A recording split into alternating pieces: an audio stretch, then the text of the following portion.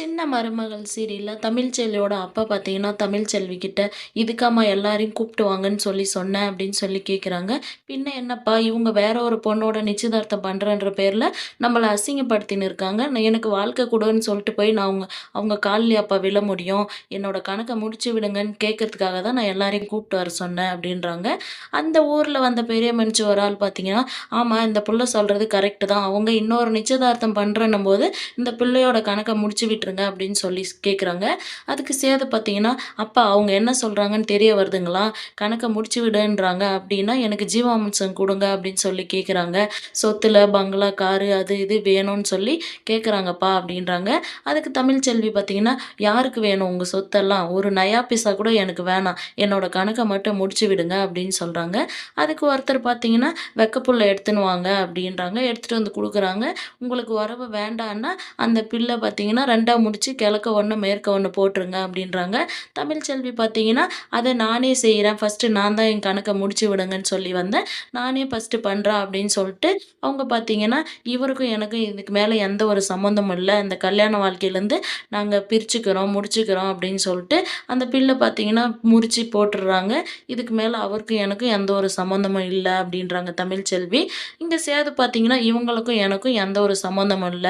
கல்யாண வாழ்க்கை இதோட முடிஞ்சது" அப்படின்னு சொல்லிட்டு அவரும் பார்த்தீங்கன்னா சொல்லிடுறாரு. அப்ப சேது பார்த்தீங்கன்னா தமிழ்ச்செல்வி கிட்ட "அவ்வளோதான் முடிஞ்சதில்ல கிளம்பு" அப்படின்றாங்க. "இல்ல இன்னும் முடியல" அப்படின்னு சொல்லிட்டு பார்த்தீங்கன்னா, தமிழ்ச்செல்வி அவங்க கழுத்துல இருந்த தாலிய கழட்டி சேதுவோட காலடியில போட்டுர்றாங்க. அப்புறம் பார்த்தீங்கன்னா, அர்ச்சதைய எடுத்து என்ன முடிச்சு விட்ட மாரி அந்த பொண்ணோட வாழ்க்கையிலும் பாதியோட முடிச்சு விட்டுறாத. லைஃப் ஃபுல்லா வாழ்ற மாரி அந்த புள்ளைய கல்யாணம் பண்ணிக்கோ அப்படின்னு சொல்லிட்டு பார்த்தீங்கன்னா, அர்ச்சத போட்டு குட் பாய் அப்படின்னு சொல்லிட்டு தமிழ்ச்செல்வி கிளம்பிர்றாங்க. இங்க ஈஸ்வரி பார்த்தீங்கன்னா, "விடுங்க மாமா ஃபீல் பண்ணாதீங்க. நிச்சயதார்த்தம் நடக்கும்போது இவள அறுத்து விடாம நம்ம நிச்சயதார்த்தம் பண்றோமே! இவ வந்து ஏதாச்சும் பிரச்சனை பண்ணுவாளான்னு சொல்லிட்டு நானே பயந்துட்டு இருந்தேன். அவளே அவளோட கணக்க முடிச்சுன்னு போயிட்டா. விடுங்க மாமா" அப்படின்னு சொல்றாங்க. அப்புறம் ஐயர் பார்த்தீங்கன்னா, "நிச்சயதார்த்த ஓலைய படிக்கலாமா?" அப்படின்றாங்க. அப்பத்தா பார்த்தீங்கன்னா, "ராஜாங்கம்" அப்படின்றாங்க. ராஜாங்கம் பார்த்தீங்கன்னா, "ஆத்தா இதெல்லாம் சேதோட முடிவு. என்னோட முடிவு ஒண்ணும் இல்ல" அப்படின்றாங்க. நிச்சயதார்த்தமும் முடிக்கிறாங்க. முடிச்சுட்டு ஐயர் பார்த்தீங்கன்னா, "அப்பா, அம்மா கால்ல விழுந்து ஆசீர்வாதம் வாங்கிக்கோங்க" அப்படின்றாங்க. ராஜாங்கம் பார்த்தீங்கன்னா, "எல்லாம் முதல்ல அப்பத்தா கால்ல விழு" அப்படின்றாங்க. அவங்களும் வரும்போது பார்த்தீங்கன்னா, "அங்கேயே நில்லு. என்னோட பேச்ச நீங்க கேட்கலல்ல. எல்லாம் உங்க இஷ்டமா கல்யாணம் பண்றேன்னு சொல்லிட்டு ஆடுறீங்கல்ல. இவளுக்கு வயசாயிடுச்சு. இவ பேச்ச ஏன் கேட்கணும் அப்படின்ற மாரி தான் நீங்க இருக்கீங்க. தமிழ்ச்செல்விய நீங்க என்ன அறுத்து விடுறது? நான் உங்க எல்லாரையும் சேர்த்து அறுத்து விட்டுறேன்" அப்படின்றாங்க. ராஜாங்கம் "ஆத்தா" அப்படின்றாங்க. பார்த்தீங்கன்னா, "என்னோட புள்ளைங்களும் இனிமே இல்ல. என்னோட மருமகளும் இல்ல. பேரன்மாரும் இல்ல. நான் உங்கள அறுத்து விடுறேன். இதோட கணக்கு முடிஞ்சுது" அப்படின்னு சொல்லிட்டு பார்த்தீங்கன்னா, அப்பத்தா அங்கேருந்து கிளம்பிடுறாங்க.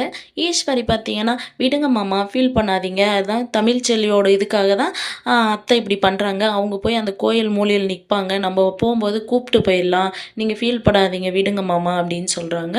இங்க வீட்ல தமிழ்ச்செல்வியோட அப்பா பார்த்தீங்கன்னா, "ஏம்மா இந்த மாரி பண்ண? இந்த மாரி பண்ணுவேன்னு நாங்க கொஞ்சம் கூட யோசிக்கல" அப்படின்றாங்க. "பின்ன என்னப்பா அவங்க வந்து இன்னொரு பொண்ண கல்யாணம் பண்ணிக்கிறேன்னும்போது, எனக்கும் என்னோட குழந்தைக்கும் ஒரு முடிவு தெரியணும்ல.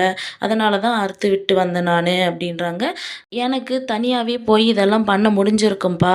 எனக்கு யாரும் இல்லன்னு சொல்லிட்டு அவங்க கேவலமா நினைக்கக்கூடாதுல்ல. அதனால தான் ஊர் ஆளுங்க, பங்காளிங்க, சொந்தக்காரங்களெல்லாம் வர வச்சு அவங்க முன்னிலையில இத செய்யணும்னு சொல்லிட்டு தான் நான் அவங்கள எல்லாரையும் வர சொன்னேன்ப்பா. நீங்க தப்பா எடுத்துக்காதீங்க" அப்படின்றாங்க. அதுக்கு தமிழ்ச்செல்வியோட அம்மா பார்த்தீங்கன்னா, "அந்த வீட்டுக்கு நீ கல்யாணம் பண்ணி எவ்வளோ ஒரு சந்தோஷமா போன. ஆனா இப்படி ஆயிடுச்சே" அப்படின்றாங்க. "நான் என்னம்மா பண்ணிட்டேன்? என் மேல ஏதாச்சும் தப்பு இருக்கா சொல்லு. எல்லாம் அவங்க தானே பண்ணாங்க. இந்த தப்பு, அந்த தப்புன்னு சொல்லி. அதனால தான் என்னோட குழந்தைக்கு ஒரு முடிவு தெரியணும்ல.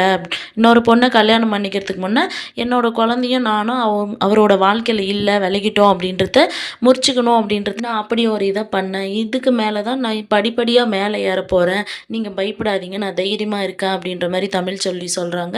சொல்லினே இருக்கும்போது பார்த்தீங்கன்னா, வெளிய அ அப்பத்தாவோட வாய்ஸ் கேட்குது. "தமிழ்ச்செல்வி, தமிழ்ச்செல்வின்னு" சொல்லிட்டு. "என்ன அப்பத்தா வாய்ஸ் கேட்குது, அப்பத்தாவா?" அப்படின்றாங்க.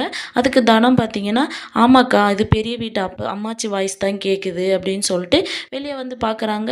அப்பத்தாவும் வராங்க. "அம்மாச்சி நீங்க எங்க இங்க தனியாவா வந்தீங்க? யார் கூட வந்தீங்க?" அப்படின்றாங்க. "இல்ல, கோயில் மொனையிலேருந்து நான் தனியா தான் கால ஊனி வச்சு வந்தேன் உனக்காக" அப்படின்னு சொல்லி சொல்றாங்க. "நீ எப்படி அந்த வீட்ல உறவு இல்ல அப்படின்னு சொல்லிட்டு அறுத்து கழிச்சிட்டு வந்தியா? அதே மாரி நானும் அறுத்து கழிச்சிட்டு வந்தேன். பெத்த புள்ளைய அறுத்து கழிச்சிட்டு, மருமகளையும் அறுத்து கழிச்சிட்டு, என் வீட்டோட வாரிசான என் பேரன் மாரியும் நான் அறுத்து கழிச்சிட்டு வந்துட்டேன்" அப்படின்னு சொல்றாங்க பாட்டி. தமிழ்ச்செல்வியும் அவங்க குடும்பமும் பார்த்தீங்கன்னா, அப்படியே அதிர்ச்சியில நிக்கிற மாரி முடிச்சிருக்காங்க. அடுத்து வர எபிசோட்ல எந்த மாரியான சுவாரஸ்யமான விஷயங்கள் நடக்குதுன்னு பார்க்கலாம். வெயிட் பண்ணுங்க.